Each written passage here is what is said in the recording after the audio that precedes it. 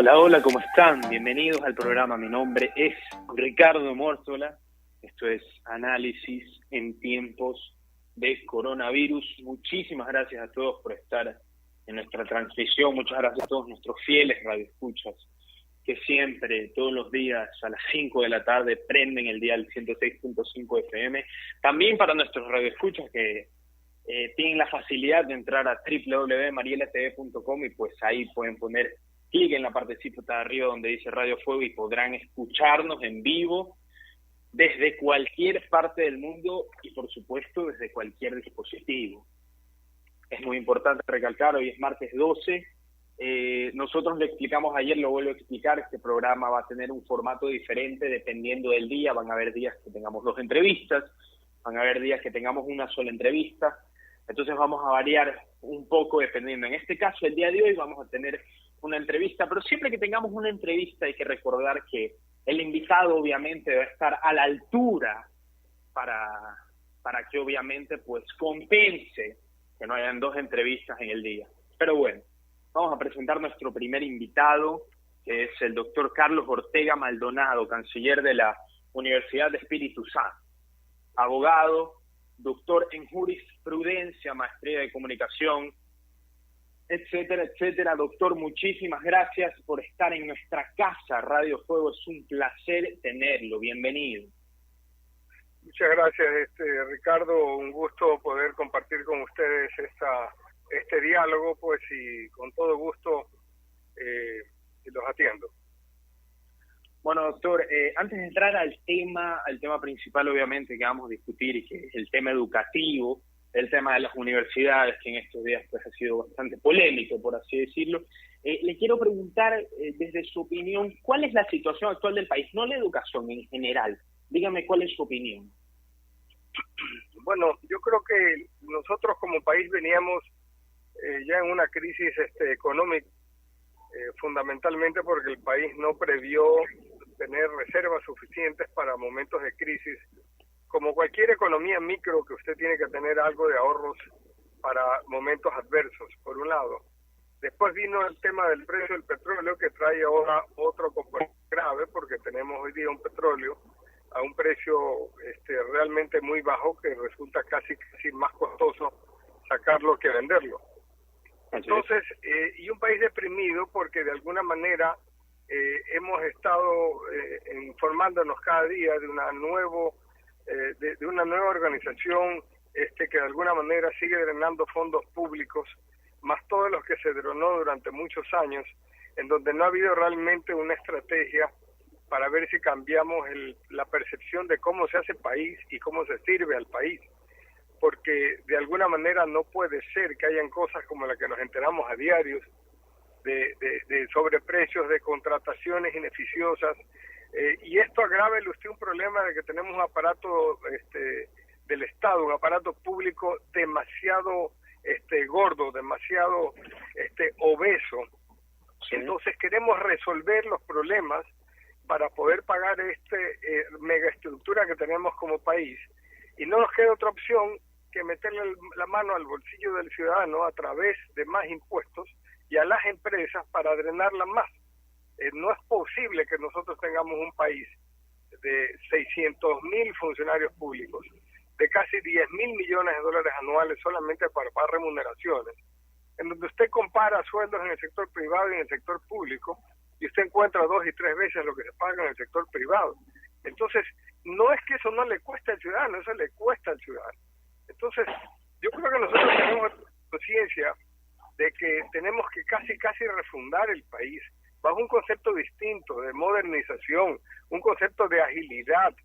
No es más eficiente o tiene mayor poder o mayor representatividad o mejor desarrollo un funcionario que pone más traba al ciudadano para constituir su compañía, para poder trabajar, para la contratación laboral, etcétera. Y por eso es que vemos tanto informalidad, porque más fácil es la informalidad que la formalidad. Entonces, y seguimos anclados en hablar de los derechos de los trabajadores y hablar de que la contratación tiene que permanecer tal cual es. El país ya cambió.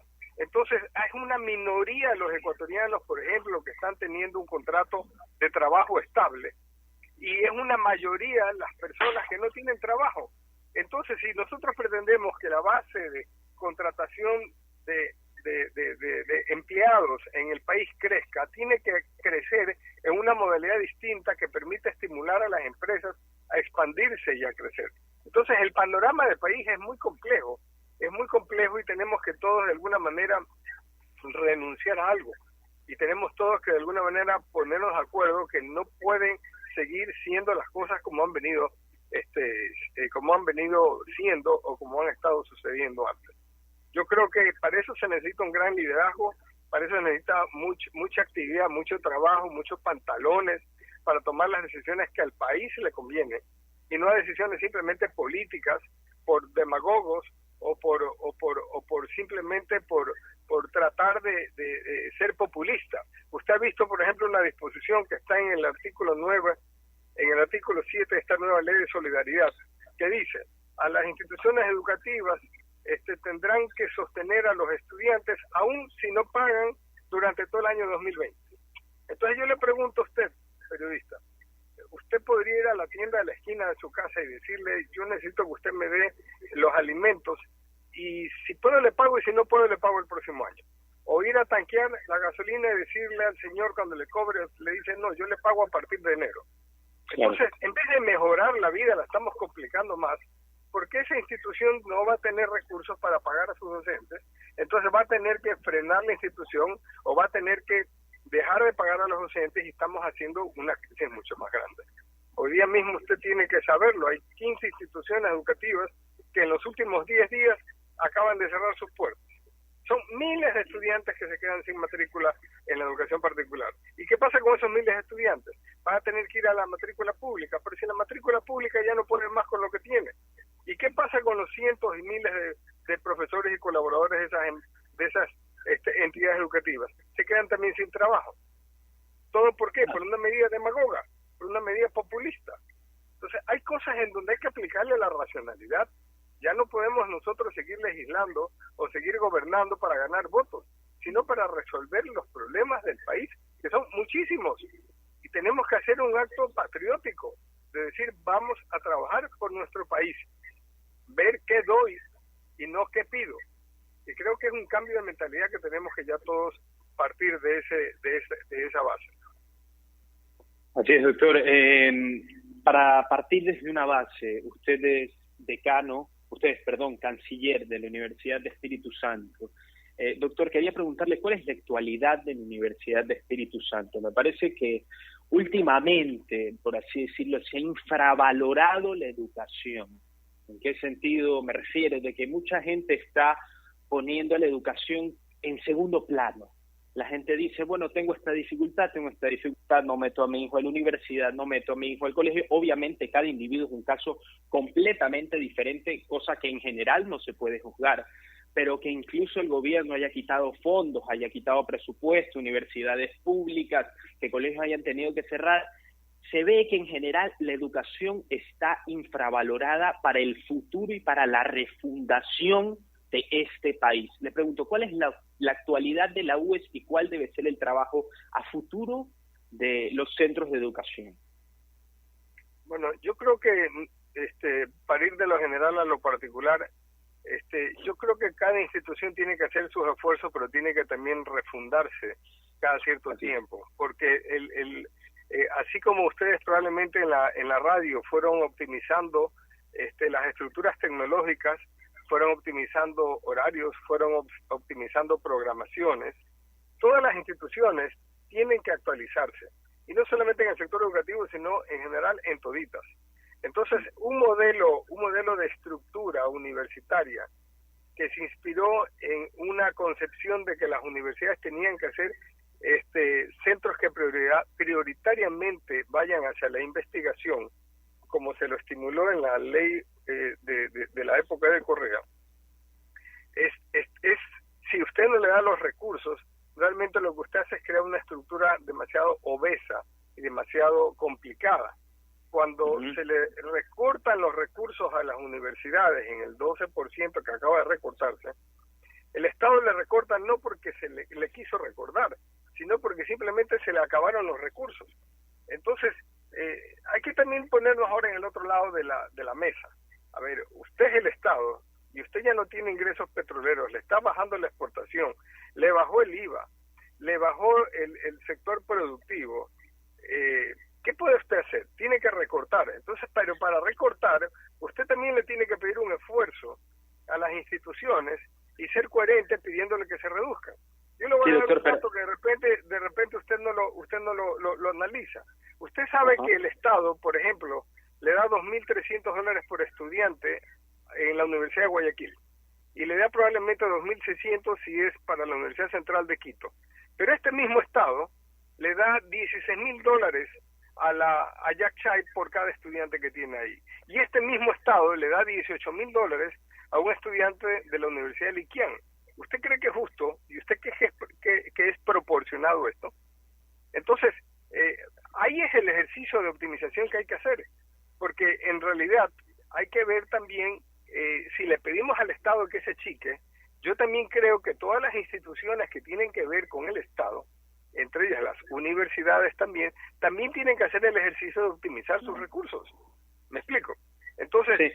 Es un ejercicio completo en donde tenemos que dejar de ver cómo me afecta a mí, sino cómo creamos este bien colectivo. Ahora bien, usted me preguntaba por la UES. Vamos a aterrizar en el tema. ¿Qué es lo que nosotros hemos hecho?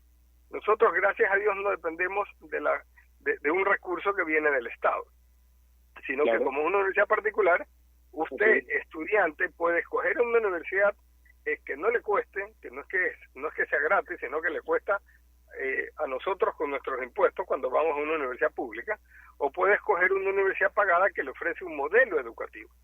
Entonces, nosotros sí ya veníamos anticipándonos a los tiempos, preparando nuestras plataformas, porque el mundo está yendo de alguna manera con gran soporte digital.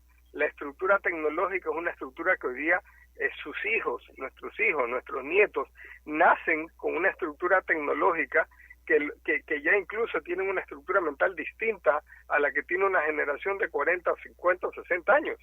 Entonces, adelantándonos en los tiempos, de alguna manera, ciertas universidades privadas y ciertas universidades públicas veníamos preparando para un upgrade tecnológico que va acorde a los tiempos.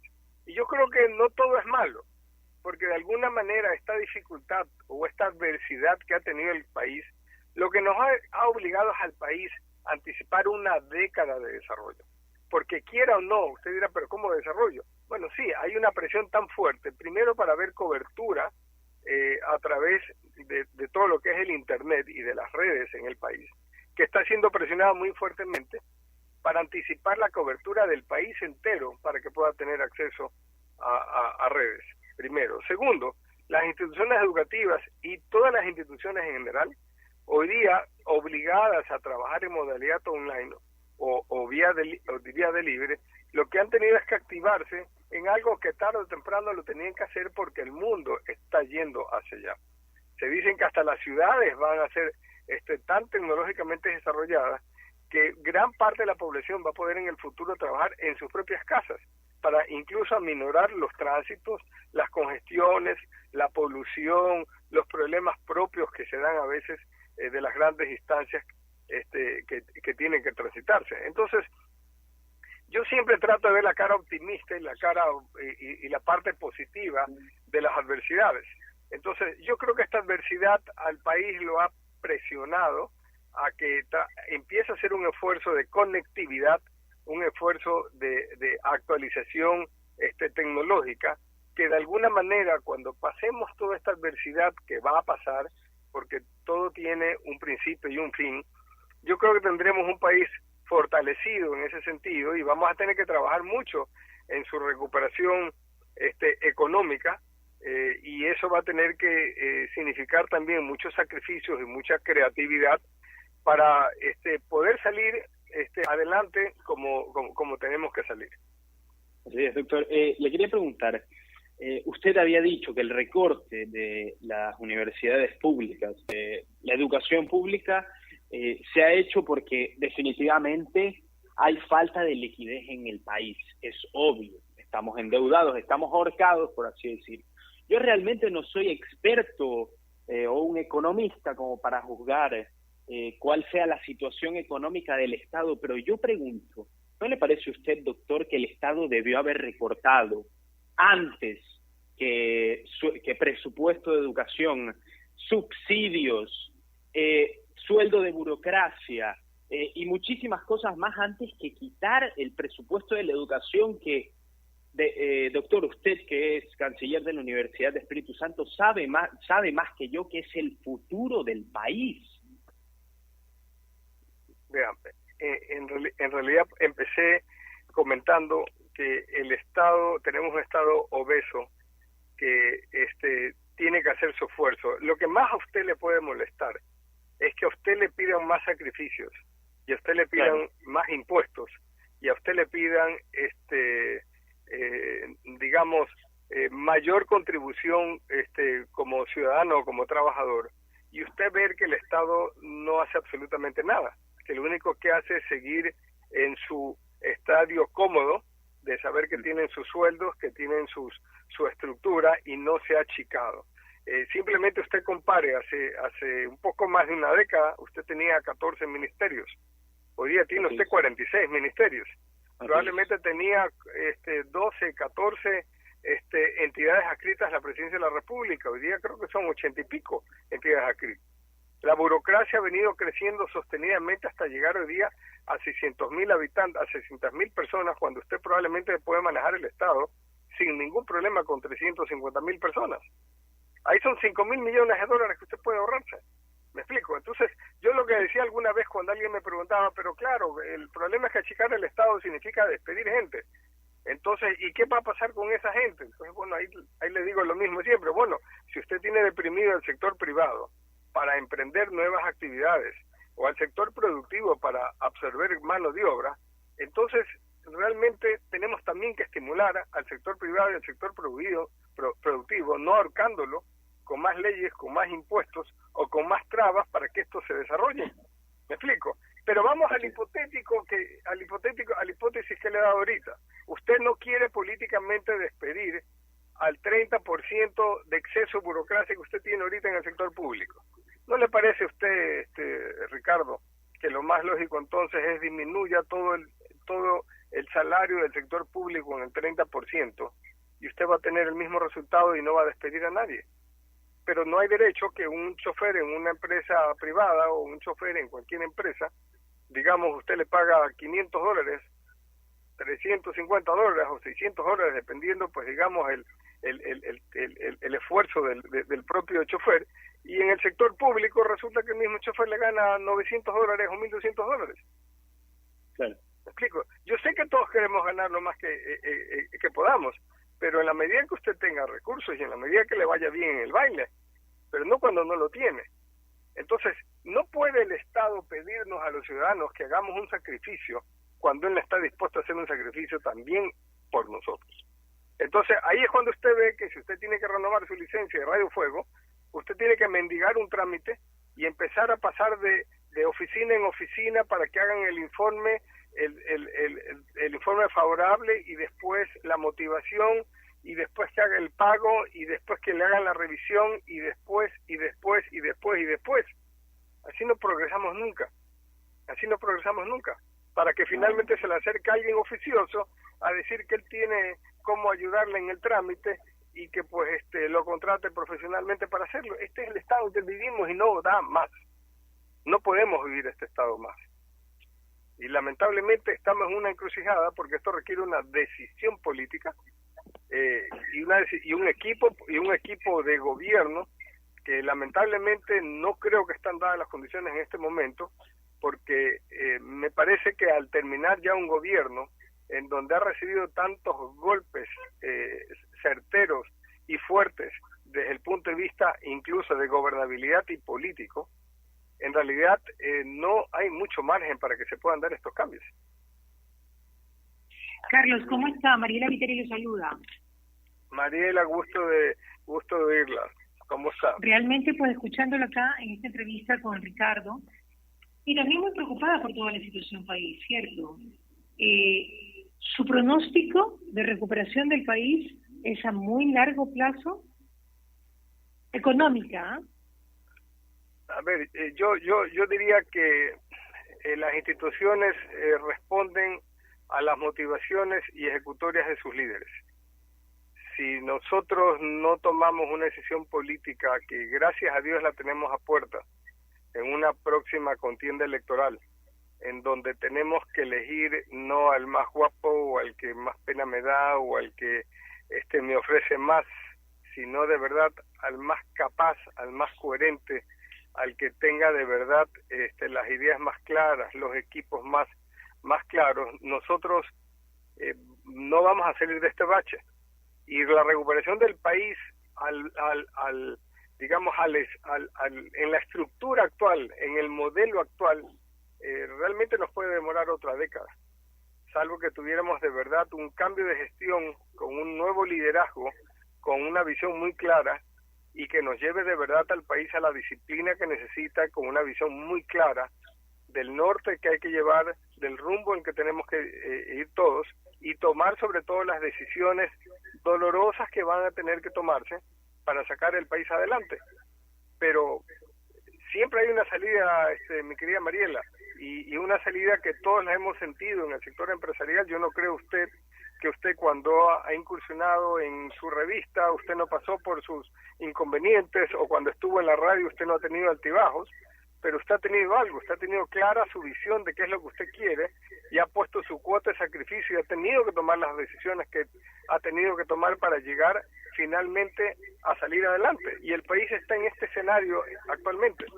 Tenemos que juntar esfuerzos para salir adelante y dejar a un lado la parte de los personalismos o que me quitan y no que doy. Claro, pero sí es preocupante porque realmente pues estamos sufriendo algo que nunca había pasado, ni siquiera en el 2000. Y usted es un hombre visionario, usted es un hombre que se levanta cada vez que se cae, y es un hombre que ha hecho crecer la universidad de una forma increíble. ¿Cuál sería la receta que necesita el Ecuador para salir adelante? Más allá de la receta política, que ya la sabemos, y que realmente todos los analistas políticos y todos los asambleístas lo dicen, pero alguna receta que usted crea conveniente para los que yo creo que en este momento más estamos sufriendo en el país, ¿no? Eso es porque tenemos compromisos y porque tenemos rol de pago. El problema, Mariela, es que yo creo que el empresariado, como el emprendedor, el dueño de tienda de la esquina, el señor que hace delivery, todos quieren progresar y quieren salir adelante, pero no les importa su desarrollo, más controles, el Estado, no está dispuesto al... Entonces, uno puede tener la mejor voluntad y esfuerzo, pero hay un momento en que usted no puede, porque usted tiene toda una estructura que va en contra.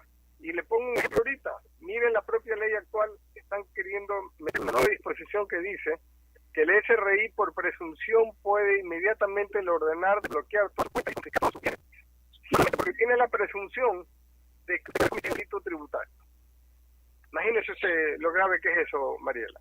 Ahora yo le pregunto, ¿y no le parece que lo lógico es que esa norma haya sido aplicada cuando no se votó para la ley de extinción de dominio, para aplicarle a la presunción del enriquecimiento ilícito de los exfuncionarios y de los exservidores públicos, que hoy día sabemos que están millonarios y están realmente con recursos que usted no tiene cómo justificarlo, en que después de trabajar 3 años en un gobierno, o 2 o 5 años, con una remuneración que está declarada públicamente, que es de $2,000, $3,000, $5,000, de donde sacan fortunas para tener mansiones, yates, carros de lujo, y unos trenes de vía muy grandes.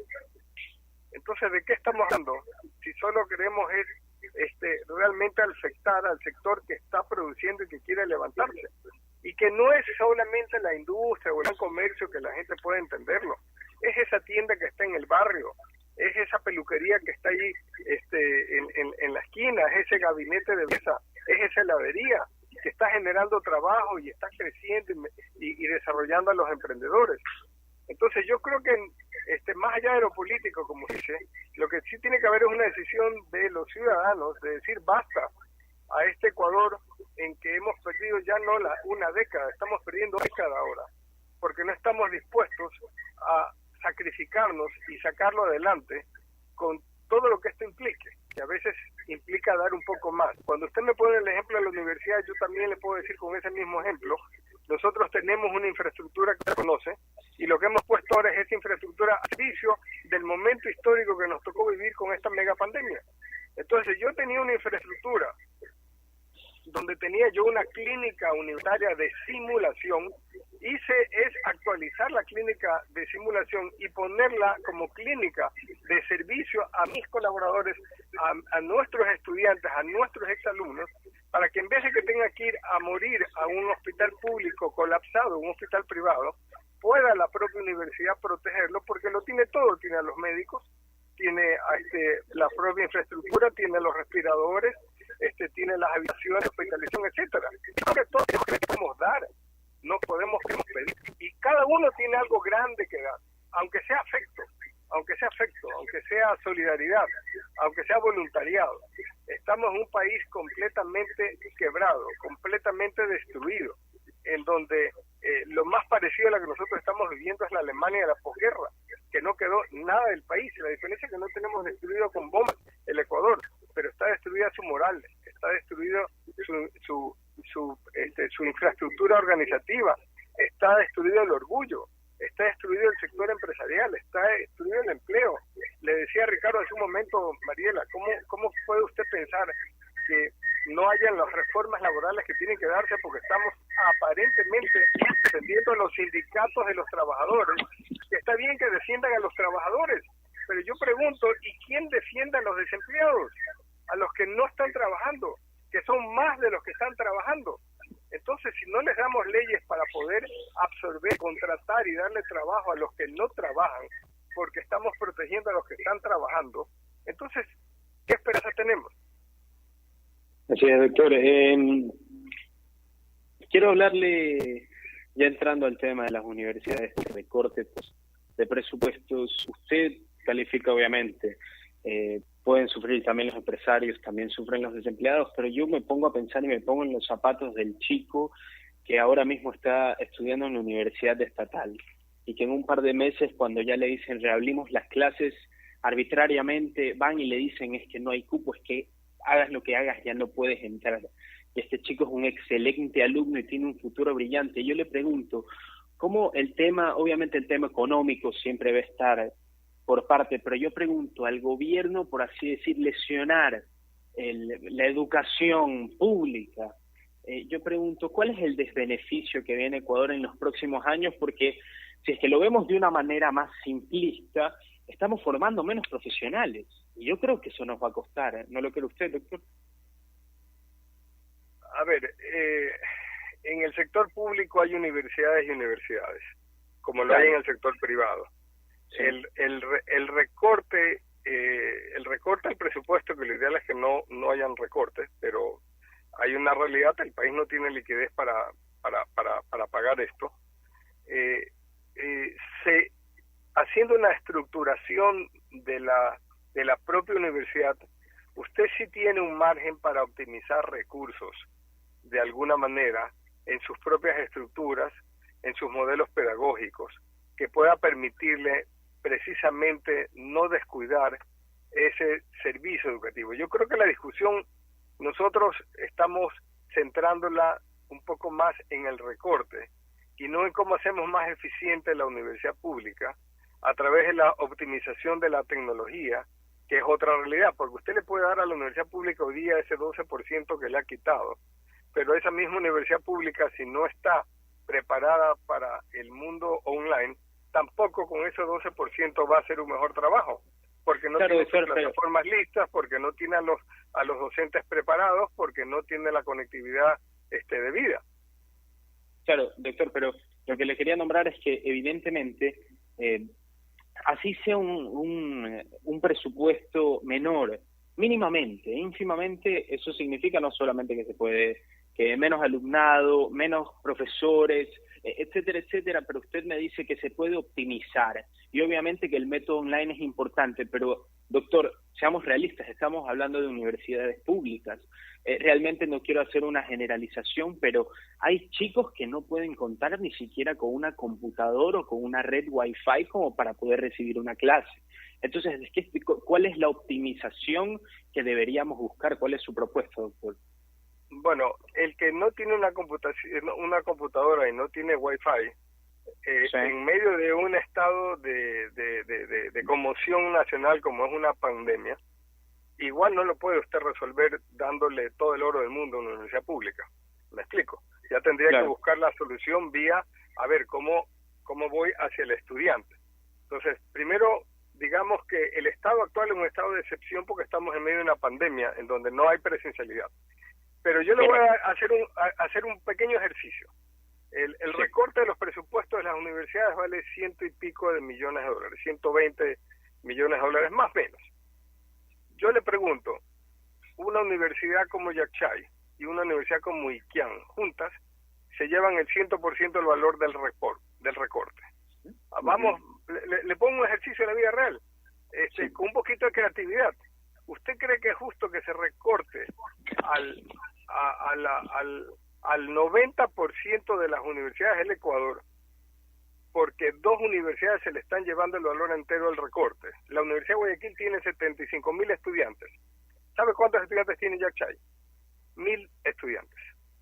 Para la Universidad de Guayaquil o para cualquier universidad pública de calidad, como puede ser la Politécnica Nacional o la misma ESPOL o cualquiera de las universidades del Ecuador, usted le coge los 1.000 estudiantes de Yacchay, le coge los 800 estudiantes de Iquián y usted se los distribuye entre las universidades y usted tiene ahí el valor del recorte. Simplemente le doy una fórmula creativa, pero es cuestión de ponerse a pensar a ver cómo realmente optimizamos los recursos, porque cuando usted tiene una crisis, lo que usted tiene que es optimizar recursos. Pero ya vemos que el proyecto Yacchay fue un proyecto fallido. Es un proyecto que el problema no es cuánto cuesta sostener esos 1.000 estudiantes, sino es cuánto cuesta montar esa universidad que todavía requiere una infraestructura. Solamente para arreglar sus 4 edificios necesitan 50 millones de dólares, 4 edificios mal construidos, 4 edificios que no tienen buenos cálculos estructurales y que pueden colapsar y caerse. Este es el país que tenemos, en donde todo fue hecho así a la rápida, sin responsabilidad, y aquí estamos sufriendo estas consecuencias. Entonces usted me está pidiendo respuesta a ese, bueno, ¿cómo hacemos si necesitamos? Porque el problema no va porque tengo que optimizar la estructura de una universidad actual, sino cómo saco los 120 millones de dólares que le he recortado a las universidades. Ahí le doy un ejemplo. No puede ser que usted le tenga que recortar 12 millones de dólares a una universidad como la de Guayaquil, que tiene 75.000 estudiantes, cuando la Universidad de Guayaquil, en vez de tener 75, usted le pone 76.000 estudiantes o 78.000 estudiantes y no le pasa absolutamente nada. Pero no puede usted gastarse 16.000 dólares por estudiante en una universidad como Yacchay, cuando le está dando a la Universidad de Guayaquil 2.300 dólares, le está dando a la Universidad Central de Quito 1.800 dólares por estudiante. Ese es el problema que tenemos, que es cómo me siento creativamente a encontrar soluciones y no simplemente irracionalmente a quejarme de unas situaciones que usted no la puede controlar. Si usted tiene en su bolsillo 1.000 dólares, pues simplemente usted tiene 1.000 dólares para gastar, por más que usted necesite más. Eso es lo que tiene. Y hoy día el país está sin recursos. Los motivos no los analicemos, pero está sin recursos. Y nos está afectando a todos. Por eso es que nos quieren meter la mano a todos con más impuestos. Pero entonces la reflexión es, está bien país, nos está pidiendo sacrificio. Dime tú qué estás haciendo tú para sacrificarte también. ¿Cómo te estás optimizando? ¿Cómo estás reduciéndote? Así es, doctor. Sobre la optimización, obviamente, y ya en el ámbito personal, según la información que me dieron antes de la entrevista, la UES está haciendo pues un trabajo fenomenal en el ámbito social, en el ámbito de la salubridad, bueno, en la pandemia. ¿Nos puede contar más o menos cuál es el proyecto que se está instalando en la UES en este momento como ayuda al país? Bueno, nosotros desde el punto de vista de académico propiamente tal, Lo que vinimos preparándonos ya tiempo atrás es para tener toda la universidad completamente optimizada con toda la tecnología de punta de lo que son plataformas y estructuras académicas, para ir a un modelo blended o para poder ampliar su cobertura para estudiantes que no pueden la presencialidad. Por eso que a nosotros nos coge la pandemia muy preparados en toda la estructura académica, digamos, en ese sentido. Desde el punto de vista como universidad, nosotros creo que en esta pandemia lo mejor que podemos hacer es realmente tener un rol protagónico como lo hemos pretendido hacer a través de nuestro equipo de la Facultad de Ciencias Médicas, que ha estado dando soportes técnicos tanto a los equipos del COE, tanto a los municipios de Guayaquil y de San Borondón, a quienes nos han pedido, y nuestros principales médicos, profesores de la universidad, están trabajando todo lo que es un levantamiento de información y levantamiento de todos los protocolos con que se han logrado de alguna manera ir mejorando los tratamientos del COVID. Recuérdese, señor periodista, que cuando empezó la pandemia, 1 de cada 10 personas que entraban a terapia intensiva y se entubaban, solo 1 se salvaba de cada 10. Hoy día yo creo que usted puede casi que invertir la pirámide y usted podría casi afirmar que de repente hoy día entre 2 y 3 de cada 10 se le mueren. Algo aprendió el Ecuador en la pandemia. De alguna manera los protocolos que venían de la Organización Mundial de la Salud, ya puestos en práctica, se descubrieron otros fármacos que combinados empezaron a de alguna manera mejorar los tratamientos para la pandemia.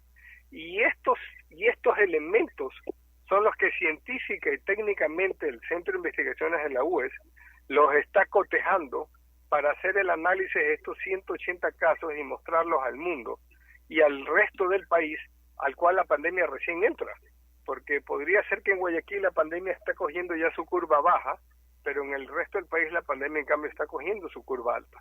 Entonces la experiencia de Guayaquil es sumamente importante porque, aunque lamentablemente nos cogió desprevenido, porque no había los suficientes recursos hospitalarios, no había las suficientes camas, no había los suficientes ventiladores, pero sepa usted que en menos de 2 meses la plataforma hospitalaria ha subido casi 80% en Guayaquil, el número de camas, y eso es un gran avance para la próxima ola que probablemente tendría que venir después que los semáforos pasen a amarillo o pasen a verde. Entonces, yo creo que nuestra mayor contribución va a estar un poco en la parte de la investigación, que sin duda alguno, nosotros que tenemos ya también algún derecho corrido en investigaciones indexadas, tuvimos el honor de estar en el top 2 del Ecuador de investigación científica aliada a la salud.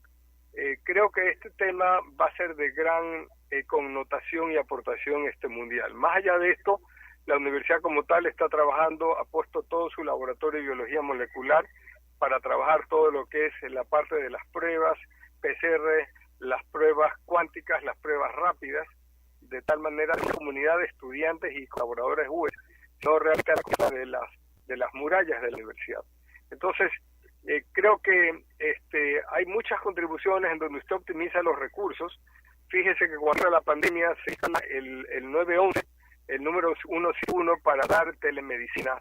Eso por cantidad más. Nosotros tocamos con nuestros estudiantes ya senior, los que están por graduarse de medicina, la telemedicina, pero preparados previamente, y montamos toda una infraestructura para atender a través del sistema de telemedicina llamadas telefónicas de nuestros estudiantes que tenían, no de nuestros estudiantes, de la colectividad entera que tenía problemas, y tenemos la satisfacción de haber recibido llamadas de todo el Ecuador preguntando sobre síntomas, sobre tratamientos, etcétera, etcétera, y eso nos llevó a sacar también una telepsicología porque empezó a haber un problema psicológico en la población. Todo el mundo estaba con el trama de que se iba a morir.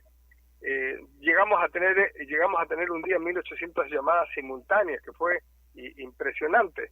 Tuvimos que duplicar la base de las personas que atendían esto. De alguna manera pusimos la universidad al servicio de la colectividad para estos fines.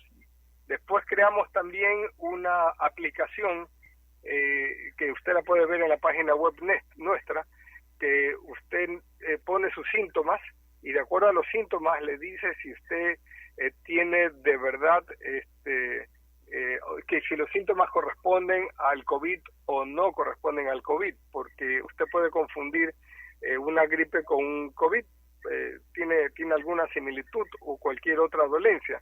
Entonces, realmente lo que tratamos de hacer como universidad es cumplir nuestro rol social, poniendo todo nuestro know-how, todo nuestro talento humano, rico y diverso en psicología, en medicina, incluso en la parte legal para tratar leyes, para tratar reglamentos, normas. Fuimos parte del COE, asesoramos a los alcaldes de Guayaquil y San Borondón a través de nuestros equipos médicos. En realidad, creo que eso es lo que nos corresponde. En este sentido, lo que yo le dije hace un momento, pues uno tiene que preguntarse en un estado crítico como este, ¿qué puedo dar y no qué puedo pedir? Y eso es lo que hicimos como universidad. Así es, doctor. Bueno, antes de despedirme, quiero hacerle una última pregunta, doctor. Realmente ha sido un placer tenerlo aquí en Radio Fuego 106.5. Ejemplos como usted de personas que pues tienen la capacidad de ayudar y lo hacen. Yo le pregunto, yo creo que no todas las personas estamos realmente en un hoyo negro, económico, social, político, como lo quiera llamar. Yo creo que hay personas que tienen la capacidad, que pueden ayudar, tal vez no saben cómo hacerlo, tal vez no saben por dónde empezar. Yo le pregunto, doctor, para personajes como usted, importantes, sea en la educación, sea en la política, en el económico, ¿cómo se puede ayudar desde un comienzo? ¿Qué propone usted que la gente individualmente ayude? ¿Cómo podemos ayudar los que pueden ayudar? A ver, primero creo que hay mucha gente que ayuda, sino que tal vez hay muchos más anónimos que los que son visibles. Es correcto. Sí. Y ayudan con mucho desinterés y hay que reconocerlos. De repente usted a mí me ha enfocado como que yo soy el que estoy ayudando y atrás mío en realidad hay tal vez 800 personas que están comprometidos con todo esto que le estoy hablando. Ellos son los verdaderos artífices y así usted puede ver en muchísimas partes. En el resto también sí creo que hay gente que quiere ayudar, pero a veces la ayuda no necesariamente significa hacer algo grande, sino empieza ayudando al prójimo, a mi vecino, al que está al lado, o al que está en mi barrio, empezar de lo menos hacia lo más. Y en los barrios se da mucho. ¿Cuánta gente está, por ejemplo, solo, confinado en este encierro, y a veces necesita un vecino que le dé la mano, que lo ayude, porque si sale a la esquina está contagiando o está contagiado? Yo creo que algo tiene que cambiar en nuestro corazón, algo tiene que cambiar en nuestra forma de ser, en la perspectiva como vemos el mundo. Y yo creo que si nosotros como ciudadanos, como personas, no estamos viendo que hemos llevado una vida demasiado egoísta, una vida demasiado rápida, de aprisa, en donde nos preocupaba por tenerlo todo y no por ser todo, entonces habrá sido en vano todo este trance en el cual hemos vivido, porque lo mejor que podemos rescatar, aunque seamos más pobres que antes, aunque seamos menos ricos como país, es que por lo menos seamos más ricos como personas, que sepamos valorar más la vida, que sepamos saber lo frágil que es la vida. Todo el mundo tiene a alguien que ha perdido y se habrá dado cuenta que en cualquier momento la vida se nos va y por lo tanto sí tenemos que ser mejores personas. Y yo creo que debería ser la gran lección que nos da la pandemia, poder entender de que algo no estábamos haciendo y algo tenemos también que cambiar. Y no es que nosotros tenemos que esperar que el otro cambie o que tú cambies, sino qué hago yo para cambiar, para ser mejor, para contribuir más y para ofrecer más. Así es, doctor Carlos, en el nombre mío, Ricardo Mórtola, servidor, le agradecemos por todo. Es un placer y esperamos que, pues, si en unas semanas, Dios lo permite, podamos pues tener otra charla o alargar esta, si le parece bien, doctor. Ha sido un gusto poder dialogar con ustedes. Muchas gracias a Mariela, una mujer admirable que ha salido sola en la vida. A usted, pues, hijo de un gran amigo, Ricardo, lamentablemente se lo estará en el cielo viendo sus triunfos, pero así es la vida y vamos adelante y muchas gracias a ustedes por la entrevista. Gracias, doctor. Lindo oírlo como siempre. Gracias por su enseñanza. A ustedes, saludos, muchas gracias. Saludos, doctor.